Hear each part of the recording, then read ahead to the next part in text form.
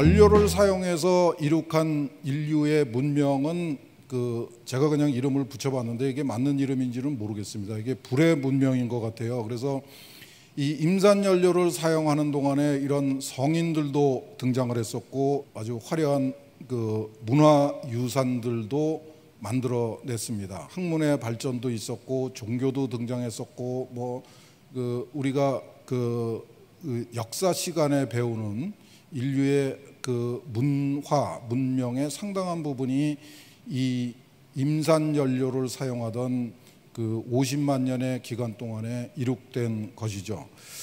그러다가 이제 세상이 달라지기 시작합니다. 이게 18세기 후반의 일인데 소위 요즘 여러분들이 많이 듣던 에너지 전환이라는 에너지 컨버전이라는 상황이 벌어집니다.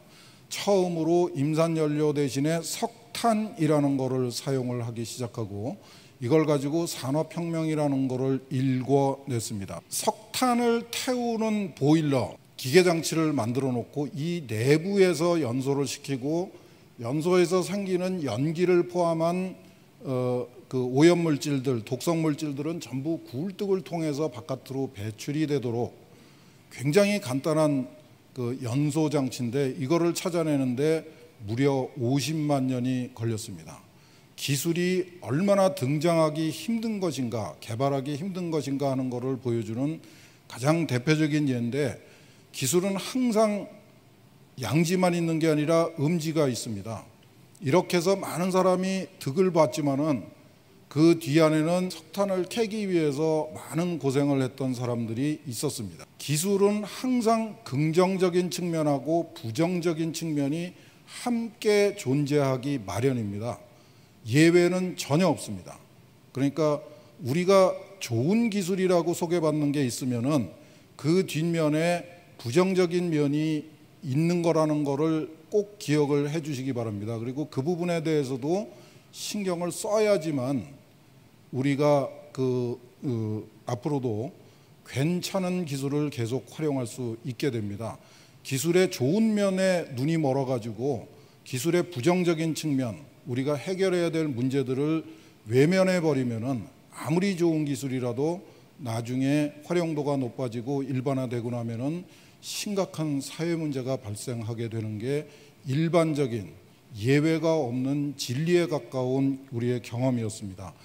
산업혁명 시대의 기술로는 콜타르는 폐기물이었습니다. 아주 골치 아픈 악성 폐기물이었는데 새로운 기술, 19세기 말에 새로운 기술이 등장하면서 이 폐기물이 산업용 원료로 유용하게 사용되는 이런 전환점이 되기도 하는 것이 지금 세상의 모습입니다. 그러다가 이제 또 하나의 새로운 에너지의 형태가 등장합니다. 이거는 소위 근대 과학혁명이 이루어놓은 성과의 일부인데요. 장난스럽게 알고 있던 전기하고 자기라는 자연현상을 활용할 수 있는 방법이 등장을 하게 됩니다. 전기죠. 전기는 아주 독특한 에너지 전달 방법입니다. 우선 발전소가 있어야지 되고요. 소비자들이 저희 집이 있고 사무실이 있고 공장이 있습니다. 이 발전기하고 소비자들이 다 하나의 송전망이라고 하는 데에 연결이 되어 있어야 됩니다. 그러니까 여기서 생기는 첫 번째 이점이 있어요. 생산 과정에서 생기는 위해 요소들을 전부 발전소에다가 쏟아놓고 전기는 깨끗하고 안전한 거다라고 즐기면서 사용을 할 수가 있다는 점입니다. 그러니까 생산과 소비를 분리시켜 가지고 생산 과정에서 발생하는 모든 문제를 소비자로부터 격리시켜 놓는다는 게 전기의 가장 큰 특징입니다. 그래서 소비자들은 발전소에서 무슨 일이 일어나는지를 걱정할 필요가 없는 거죠. 그런데 감수해야 될 것이 있는 거죠. 이런 변전소도 설치를 해야 되고 고압 송전망도 설치를 해야 되고 돈도 많이 들고 부작용도 예상되는 그런 시설을 갖춰 놔야지만 안전하고 편리한 깨끗한 전기를 사용할 수 있게 됩니다.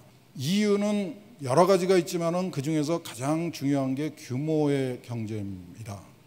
그 이코노미 오브 스케일이라고 그러죠. 대규모의 시설을 갖춰 놓으면은 발전 단가가 떨어지게 됩니다.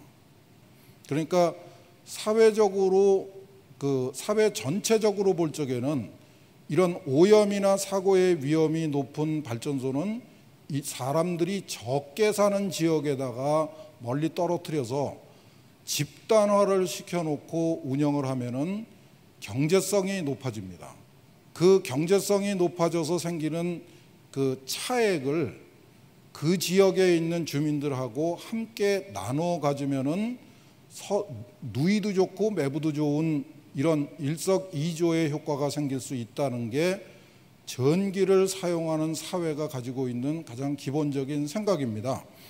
그래서 만들기 시작한 게 집중형 전원이라고 우리가 지금 현재 가지고 있는 시스템이죠.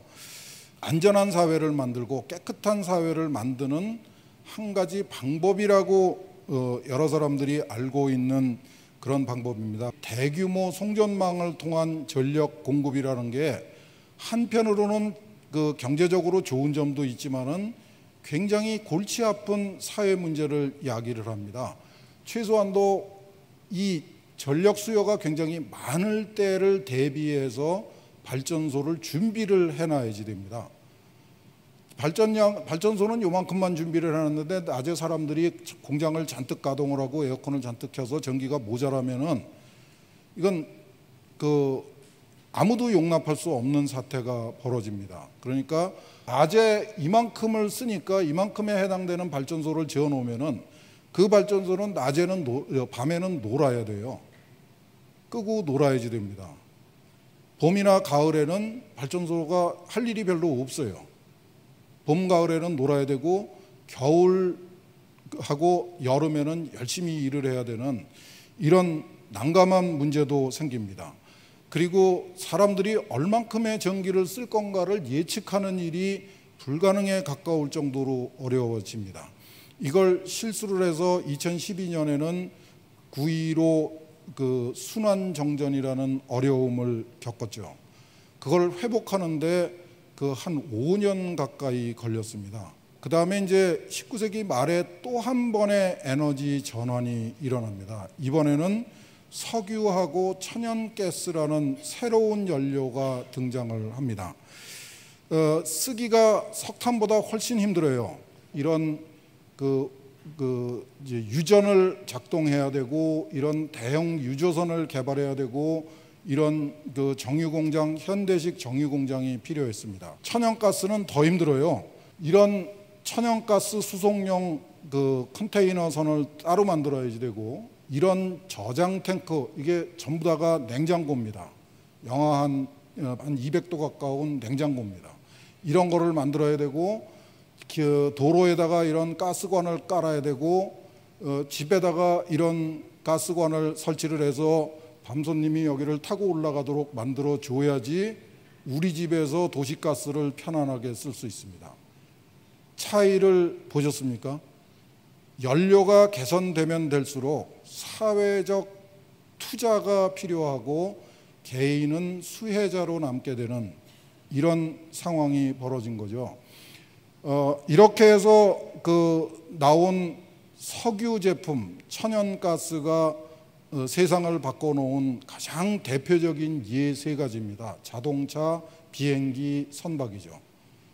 이 석유, 천연가스는 그것뿐만 아니라 이런 플라스틱, 생활화학용품, 비닐 이런 거를 생산하는데도 원료로 사용이 됩니다. 앞으로의 에너지도 있습니다. 이런 것들이 소위 바이오 연료라고 해서 앞으로 유용하게 될 거라고 그럽니다. 수소 에너지가 우주의 75%가 수소라는 말도 안 되는 광고가 우리 사회에서는 엄청나게 영향력을 발휘하고 있어요. 우주의 75%의 라는 수소는 전부 태양하고 밤하늘에 반짝이는 별에 들어 있어요. 그걸 어떻게 끌어다가 쓸 건지는 잘 모르겠습니다.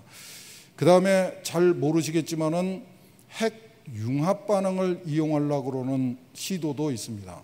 앞으로 이 핵융합 발전이 발전 기술이 완성이 되면은 아마 지금 우리가 논란을 벌이고 있는 문제는 완전히 다 해결이 될 거다 이렇게 예상이 되는데 아직은 좀 먼 훗날의 얘기일 것 같고, 이 수소 연료도 그렇고 바이오 연료 신재생에너지라고 부르는 것에 좀 여러분들이 관심을 가져줘야 될 거는 친환경적인지 지속 가능한 건지 이런 것도 의문의 여지가 상당히 많이 있습니다. 근데 그거보다 더 중요한 게 윤리성입니다.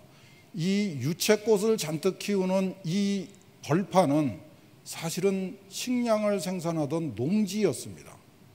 우리가 식량을 포기하고 그 농경지에서 자동차 연료를 생산하는 게 윤리적으로 옳은 것인지, 특히 동남아시아에 가서 그 바이오 디젤 원료를 생산시키고 우리나라에서는 그걸 가지고 그 기분 좋게 자동차를 몰고 다니는 게 괜찮은 건지, 우리가 이 연료 문제에 대해서, 에너지 문제에 대해서 생각할 문제들이 굉장히 많습니다. 50만 년의 노력을 해서 얻은 결과는 이런 겁니다.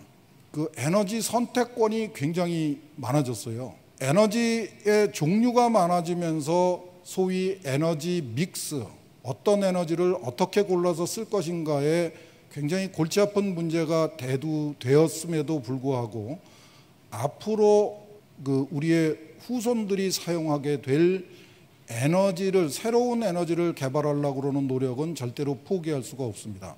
핵융합 발전도 계속해야 되고 신재생 에너지 기술도 더 나은 상태로, 더 완성된 형태로 완성을 시키기 위해서 노력을 해야 됩니다. 여기에서 잊지 말아야 될 거는 50만 년 동안 우리가 사용해왔던 기존의 에너지도, 기존의 연료도 어느 것도 포기할 수 없다는 겁니다. 에너지 믹스 측면에서 보면은 굉장히 다양한 거를 개발한 것 같은데 사실은 속을 들여다보면 다 그놈이에요. 버릴 게 없습니다. 더럽다고 버리고 위험하다고 버리고 다 버리고 나면은 우리의 목숨을 지켜줄 에너지가 존재하지 않게 됩니다. 그러니까 어느 것도 버릴 수가 없고 새로운 것은 계속 개발해야 되는 아주 골치 아픈 입장에 있습니다. 지금 우리가 사용하고 있는 전기를 생산해주는 그 발전소의 구성 모습입니다. 발전량이 아니고 발전소의 규모입니다. 원전이 한 20%, 석탄이 31%, LNG가 32%, 신재생이 9.1% 뭐 이렇게 되어 있습니다. 실제 발전량은 원전이 시설은 20%가 채 안 되는데 전력 생산은 30%가 넘습니다. 굉장히 많이 가동을 하는 거고, 석탄은 한 30%인데 30% 정도를 생산합니다. LNG는 31%인데 32%인데 한 25% 정도 기여를 합니다. 신재생은 10% 가까이 만들어놨는데 실제 기여량은 한 2% 정도 기여를 합니다. 우선 선택의 문제가 있습니다. 기술력이 무엇보다 중요합니다. 친환경적이고 그 값이 싸고 안전하고 이런 에너지 기술을 개발해야 되겠다는 것은 꿈속에서 가능한 일이지 현실에서는 가능하지 않습니다. 경제성도 굉장히 중요합니다. 아무리 좋은 것도 너무 비싸면은 그림의 떡이 될 수밖에 없습니다. 수급 안정성, 이거 굉장히 중요하죠. 우리나라처럼 에너지 섬에 있는 나라에서는 절대로 양보할 수 없는 특성입니다. 비가 와도 가동이 돼야 되고 눈이 와도 가동이 돼야 되고 밖에서 전쟁이 터져도 가동을 할 수 있어야지 됩니다. 그 다음에 물론 안전해야죠. 그런데 안전하지 않은 기술을 포기하는 것은 바보들이 하는 짓입니다. 안전하지 않은 기술은 극복을 하는 게 현대 과학기술 사회의 원칙입니다. 환경성 굉장히 중요합니다. 그런데 진정한 친환경이라는 건 없습니다. 에너지는 인간밖에 사용하는 짐승이 없어요. 자연에 있는 어떤 생물도 인간이 에너지를 사용하는 걸 좋아하지 않습니다. 그런데 우리는 에너지를 펑펑 쓰면서 환경에는 영향을 주지 않는 신비의 기술을 개발하고 싶다. 이거는 착각입니다. 태양광도 친환경적 아닙니다. 수명이 10년 내지 20년이고 산에다 지으면 산사태의 위험이 있고 수상에다가 지으면 수중 생태계가 위협을 받게 되고 농지에다가 지으면 농민들이 피해를 보게 됩니다. 에너지 정책은 합리적이라야지 되는데요. 그 안정적인 공급, 안정적인 계획, 지속 가능한 계획, 그러니까 에너지의 특성에 적용되는 원칙이 에너지 정책에도 그대로 적용이 돼야 됩니다. 에너지 전환은 한꺼번에 하면은 큰일 납니다. 소비자도 부담이 엄청나게 크고요. 에너지의 공급자도 엄청난 부담을 져야지 되고 사회적으로 어마어마한 투자가 필요한 게 에너지 전환입니다. 소비자가 선택할 수 있도록 해줘야 됩니다. 소비자의 선택권이라는 게 굉장히 골치 아픈 문제인데도 불구하고 소비자들한테 선택권을 줄 수 있는 정책이 되어야지 되고 이거는 정치 보수 진보하고는 독립이 돼야 될 것 같아요. 그리고 법과 제도는 꼭 지켜야 되는 겁니다.